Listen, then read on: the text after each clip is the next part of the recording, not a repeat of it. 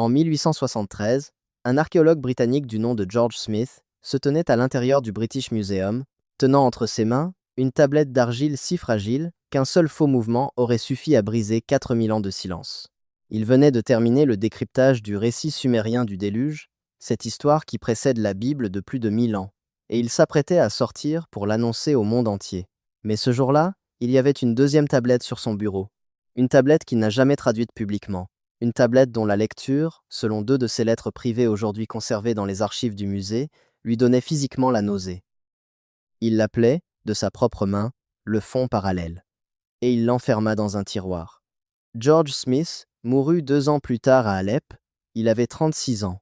La cause officielle était la dysenterie. Ses dernières notes contiennent une seule phrase répétée, griffonnée dans la marge de son journal. Traduite à partir de sa propre sténographie, elle dit « Ils ont écrit qu'il y en avait une autre. Cette tablette est restée en dépôt pendant 147 ans. Et ce que les chercheurs ont découvert lorsqu'ils l'ont enfin réexaminée en 2020 ne se contente pas de réécrire la mythologie sumérienne. Elle bouleverse toute notre compréhension de ce que les Anunnaki croyaient au sujet de la structure de la réalité elle-même, car la tablette décrit, en termes astronomiques précis, une deuxième Terre, un monde miroir. Et elle décrit un pont qui la relie au nôtre. Voici l'histoire qu'il ne voulait pas voir déchiffrée. Et pour comprendre pourquoi, il faut remonter au tout début, à une ville qui, selon les archives sumériennes, n'a pas été construite par les hommes. Cette ville s'appelait Eridu. D'après la liste des rois sumériens, l'un des documents historiques les plus importants jamais retrouvés du monde antique, Eridu fut la première ville sur Terre, pas la première ville de Sumer. La première ville, point final. Le texte dit, en traduction littérale du cunéiforme original, « Après que la royauté fut descendue du ciel, la royauté était à Eridu. » Or, la plupart des historiens interprètent cette phrase de manière métaphorique.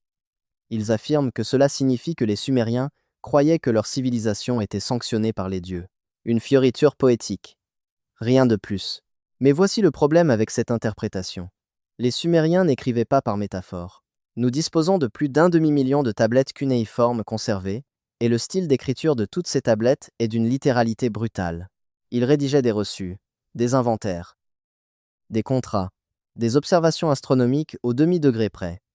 Lorsqu'un scribe sumérien écrivait que la royauté descendait du ciel, c'est exactement ce qu'il voulait dire. Quelque chose est descendu, et cela a apporté avec soi le pouvoir. La tablette découverte par George Smith, répertoriée sous la cote 3375 au British Museum, a été retrouvée dans la bibliothèque d'Assurbanipal, à Ninive. Le texte original dont elle est une copie remonte à environ 2400 av. JC, peut être même plus ancien. Et le contenu de la K3375 a été l'un des documents les plus strictement confidentiels des collections du musée pendant plus d'1 siècle. Non pas parce qu'il avait été égaré, mais parce que les rares chercheurs qui avaient eu accès aux premières traductions avaient refusé de les publier. La tablette s'ouvre sur un récit de la création. Mais ce n'est pas le récit de la création que vous connaissez. Ce ne sont pas les 7 jours. Ce n'est même pas l'Enuma Elish classique que la plupart des spécialistes du sumérien connaissent bien. Il s'agit de quelque chose de différent. Cette tablette décrit, et j'utilise ici la traduction épurée issue de la réévaluation de 2020.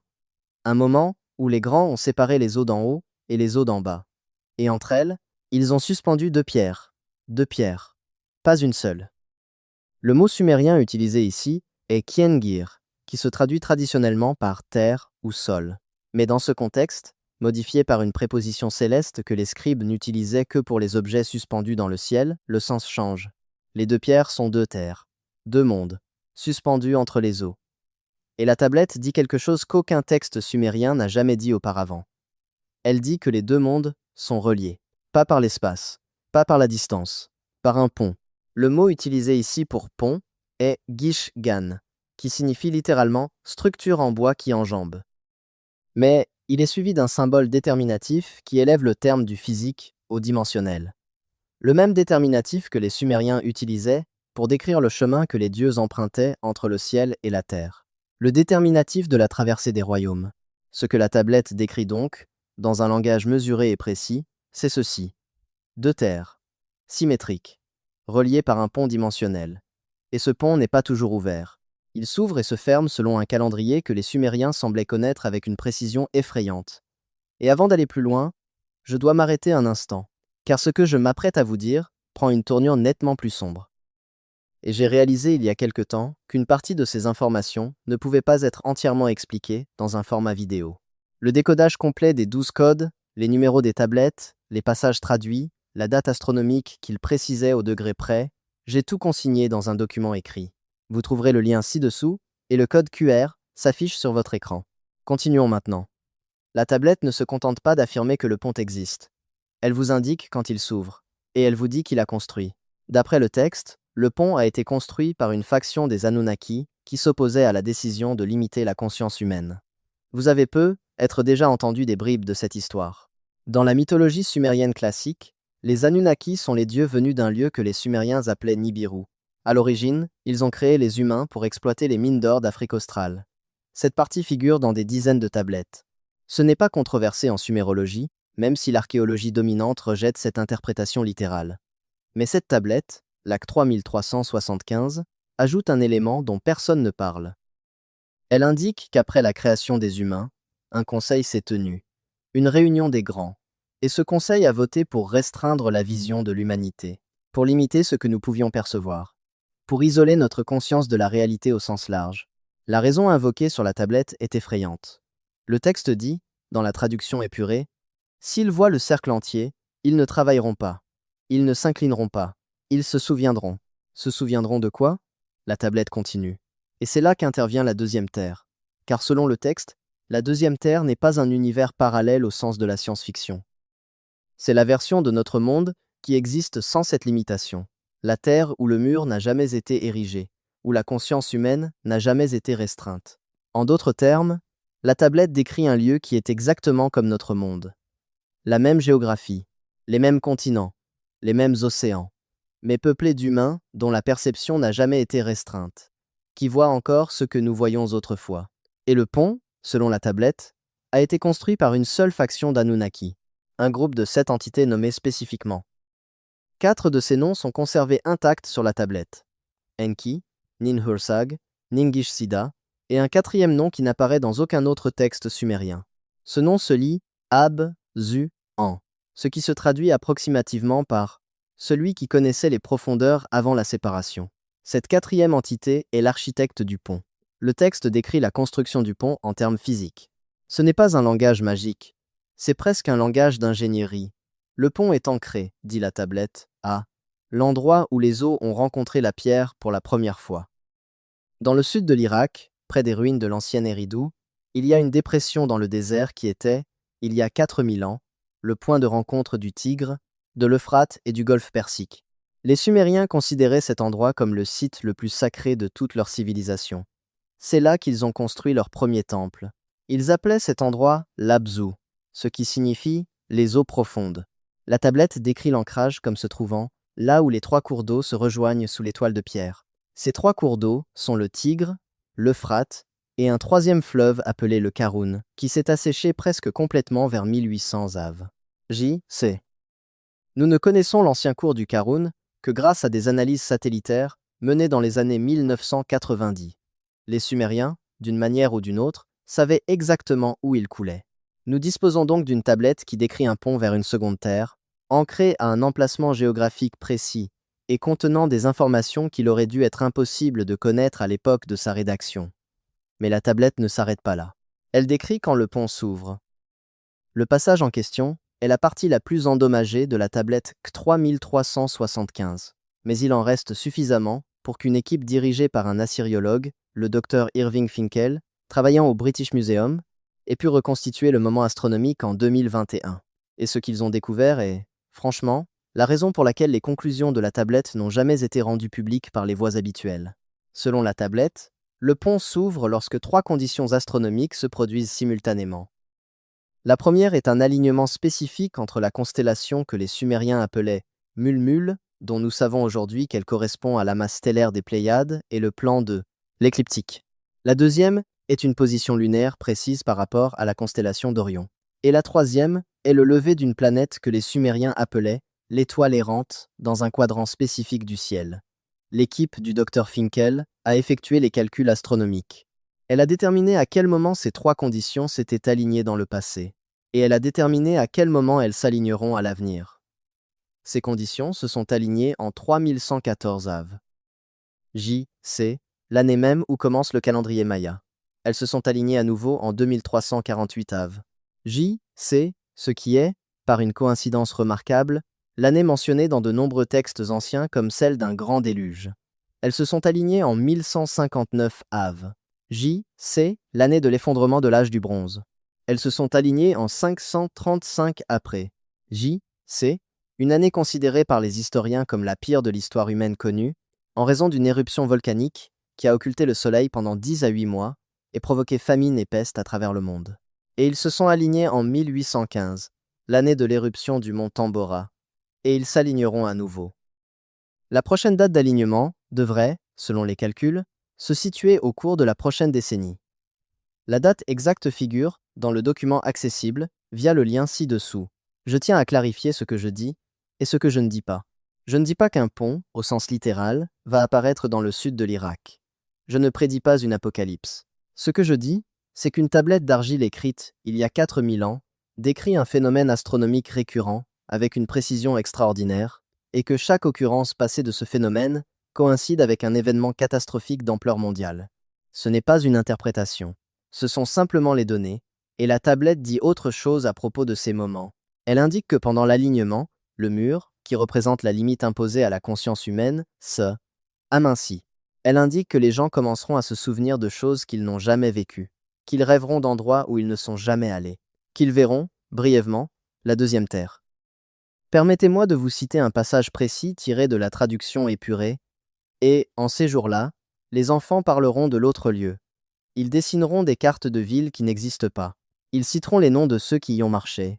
Les mères auront peur, car le mur est mince.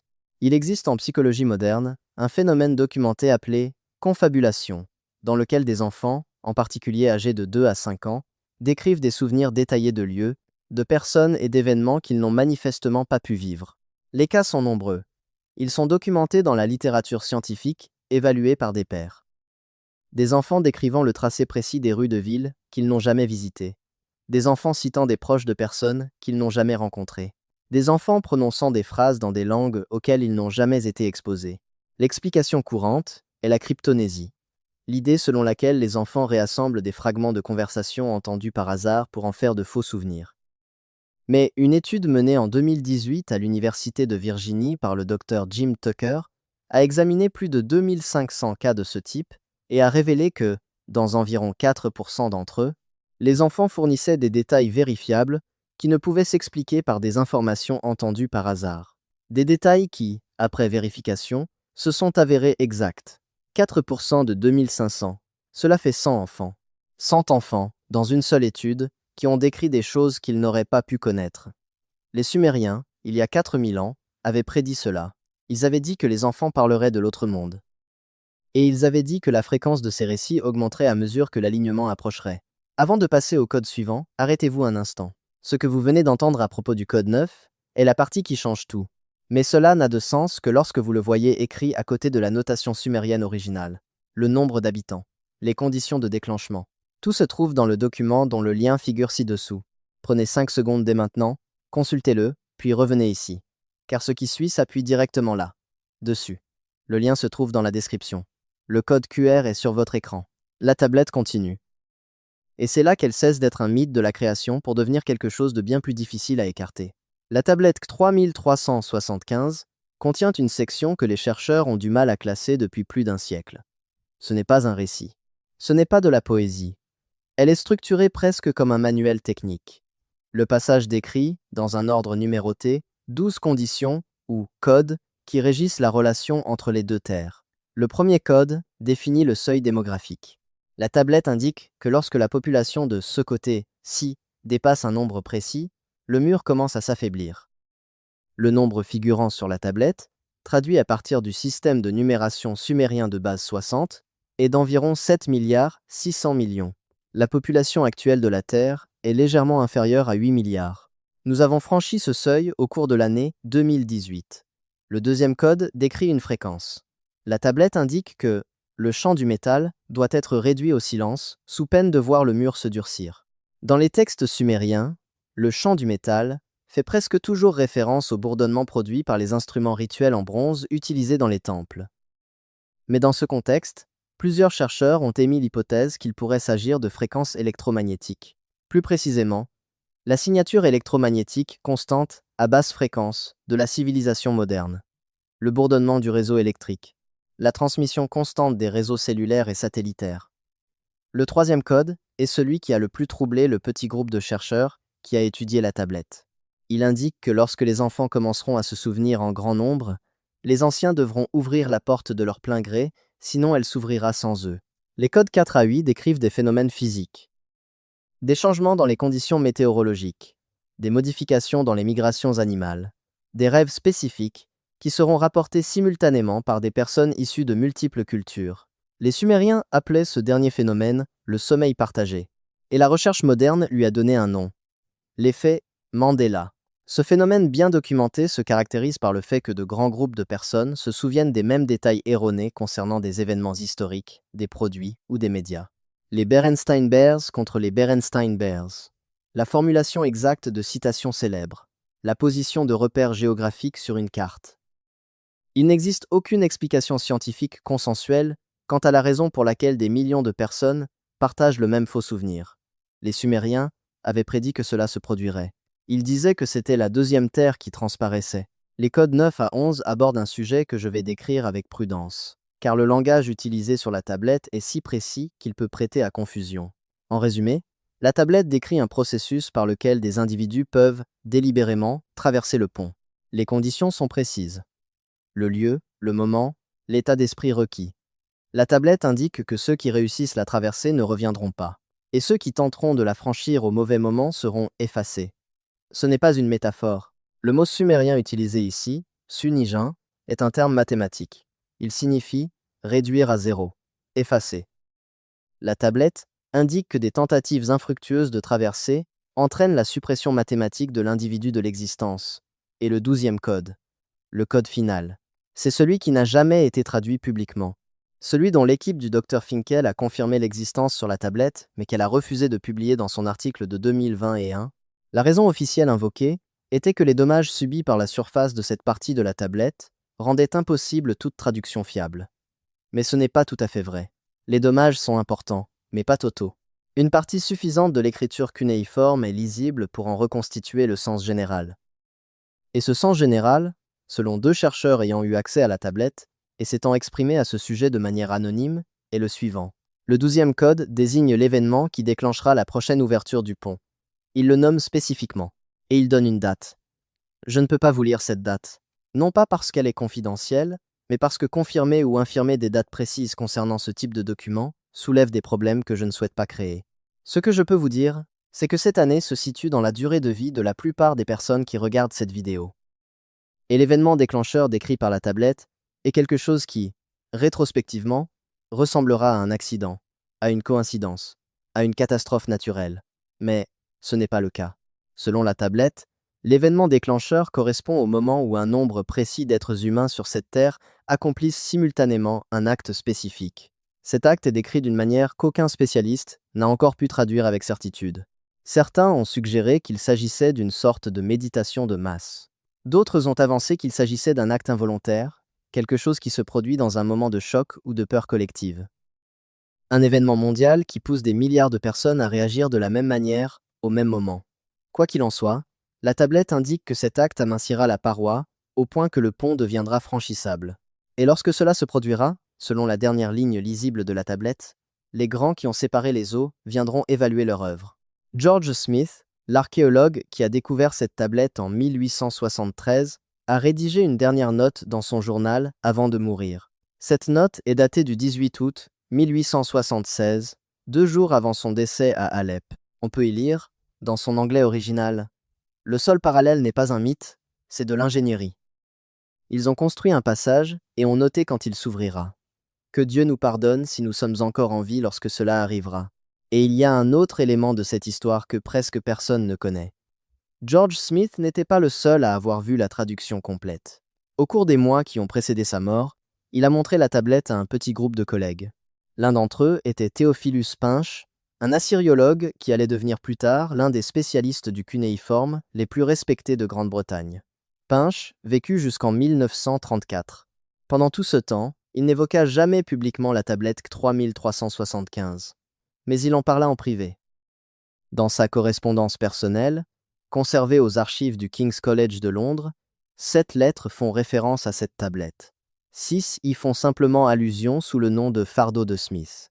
La 7e, rédigée en 1908, contient un passage que je voudrais lire ici même. Pinch écrivait « J'ai décidé de ne pas publier d'article sur la 3375. La raison est simple. Si le texte est exact, alors sa publication ne sert à rien. Si le texte est métaphorique, alors sa publication s'expose au ridicule. Mais si le texte est un avertissement, comme le croyait Smith, alors sa publication risquerait d'accélérer précisément ce contre quoi il met en garde. Je laisserai à une génération future le soin de se prononcer sur cette tablette. Une génération future. Pinch est décédé en 1934. Pendant 90 ans, sa décision a été respectée. Puis, en 2020, cette génération future l'a enfin ouverte. Il y a également la question de la deuxième tablette. Car le 3375 n'est pas le seul objet que George Smith a découvert en 1873. Enfoui dans la même couche archéologique, dans la même caisse expédiée à Londres, se trouvait une tablette plus petite, aujourd'hui répertoriée sous le numéro 3376. Elle a à peu près la taille d'une paume humaine. Elle contient 10 à 7 lignes d'écriture cunéiforme. Et ces 10 à 7 lignes, lorsqu'elles ont enfin été traduites en 2022, se sont avérées être une liste. Il s'agit d'une liste de noms. 12 noms, chacun suivi d'un seul mot sumérien. Ce mot est le même dans tous les cas. Il se traduit par « observateur ». 12 observateurs, 12 noms. Et voici la partie qui ne devrait pas être possible. 3 de ces 12 noms correspondent, avec une parfaite cohérence orthographique, à des noms qui apparaissent dans le livre apocryphe d'Enoch, un texte rédigé au moins 1500 ans après la tablette sumérienne. Un texte qui, selon les chercheurs traditionnels, n'a aucun lien direct avec les sources sumériennes. Ces noms sont Samyaza, Azazel et Kasdeja. Le livre d'Enoch les appelle les veilleurs, les anges qui sont descendus sur terre et ont enseigné aux humains un savoir interdit. Les anges qui, selon ce texte, ont été punis en étant enfermés sous la terre jusqu'au jour du jugement dernier. Les Sumériens, 1500 ans avant la rédaction du livre d'Enoch, avaient déjà répertorié ces mêmes noms. Et ils affirmaient que ces entités observaient. Certains chercheurs vous diront que cette tablette relève de la mythologie, que les Sumériens étaient des conteurs à l'imagination débordante, et que les similitudes que nous observons entre leurs prédictions et nos observations modernes ne sont que des coïncidences, un biais de confirmation. Une erreur de reconnaissance des schémas peut être, ont-ils raison. Mais voici le problème. La coïncidence a une probabilité mathématique. Lorsqu'une tablette d'argile vieille de 4000 ans prédit un alignement astronomique spécifique, relie cet alignement à des catastrophes historiques documentées, identifie un seuil démographique que nous venons de franchir, décrit un phénomène désormais documenté en psychologie dans des revues à comité de lecture, prédit l'effet Mandela sans aucune explication scientifique conventionnelle et indique une date au cours de la prochaine décennie, la probabilité cumulative d'une coïncidence tombe à un chiffre suffisamment faible pour que nous devrions au moins envisager l'alternative. Et s'ils avaient raison? Et si les Anunnaki, qui qu'ils aient été ou quoi qu'ils aient été en réalité, avaient construit quelque chose qui relie notre monde à une autre version de lui-même? Et s'ils avaient synchronisé l'ouverture de cette connexion avec des événements astronomiques spécifiques qui se répètent selon un cycle qu'ils comprenaient mieux que nous? Et si le mur dans notre conscience était réel, et s'il s'amincissait, les Sumériens ont tout consigné par écrit. Ils ont été les premiers à inventer l'écriture. Ils l'ont inventée parce qu'ils étaient terrifiés à l'idée d'oublier. Et ils ont écrit, sur une tablette qui repose dans un tiroir du British Museum depuis 150 ans, que nous oublierions. Ils ont écrit que les enfants commenceraient à se souvenir. Et ils ont écrit que lorsque les enfants commenceraient à se souvenir, le mur serait déjà en train de s'effondrer. En 2024, une enquête menée dans 6 pays a révélé que les témoignages d'enfants décrivant des souvenirs détaillés de vies antérieures avaient augmenté de 340% au cours de la décennie précédente. Les chercheurs n'ont aucune explication. Les données sont cohérentes d'une culture à l'autre. Ce phénomène est mondial, et il s'accélère. Les Sumériens avaient prédit que cela arriverait. Ils avaient dit que lorsque cela commencerait, le pont serait déjà en train de s'ouvrir. Il reste une ligne sur la tablette. C'est la toute dernière ligne avant que les dommages à la surface ne prennent le dessus. Cette ligne, dans sa traduction épurée, dit « Et lorsque la porte sera ouverte, vous le saurez non pas par ce qui passera, mais par ce qui a toujours été là. Je ne sais pas ce que cela signifie. Je ne pense pas que quiconque le sache. Mais, quelque part, dans un entrepôt climatisé situé sous le British Museum, la tablette d'argile, 3375, repose dans une vitrine, vieille de 4000 ans, écrite dans une langue qui fut oubliée pendant 2000 ans avant que nous ne la redécouvrions.